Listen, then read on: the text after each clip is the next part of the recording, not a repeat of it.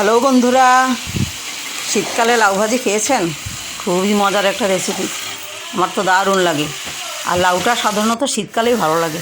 আপনি অন্যান্য সিজনের চেয়ে শীতকালের লাউ ভাজি খেয়ে দেখেন, অনেক মজাদার। আমি হলুদ, একটুখানি মরিচের গুঁড়া দিয়ে লাউগুলি ভাপে নিয়ে তারপরে সরিষা ফোড়ন দিয়ে, সরিষা শুকনো মরিচ ফোড়ন দিয়ে বসিয়ে দিয়েছি। এর ফাঁকে একটু কাঁচামরিচ, যেহেতু কীটনাশক ব্যবহার করা হয় মরিচ খেতে প্রচুর পরিমাণে, সেহেতু আমি একটু লবণ দিয়ে ভিজিয়ে রেখেছি। এখন একটু লবণ দিয়ে দিলাম।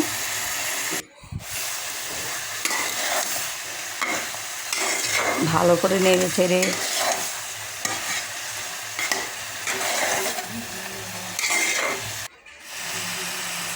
একটু আটার গুঁড়ো দিয়ে দিলাম, যাতে মাখো মাখো হয়, ভাজাটা টেস্টি হয়। তারপরে ভিজানোর কাঁচামরিচগুলি আমি ধুয়ে জাস্ট আধা ভাঙ্গা করে দিয়ে দিচ্ছি।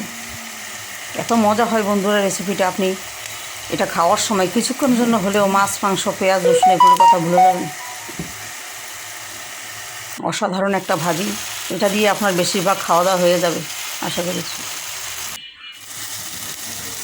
শেষ দিকে আমি একটু ধনেপাতা ছড়িয়ে দিয়ে, একটু না জাস্ট অনেকখানি ধনেপাতা ছড়িয়ে দিয়েছি। খুব প্রিয় একটা রেসিপি আমার, দেখতেও বেশ ভালো লাগতেছে, দেখেই বোঝা যাচ্ছে যে অনেক মজা হবে।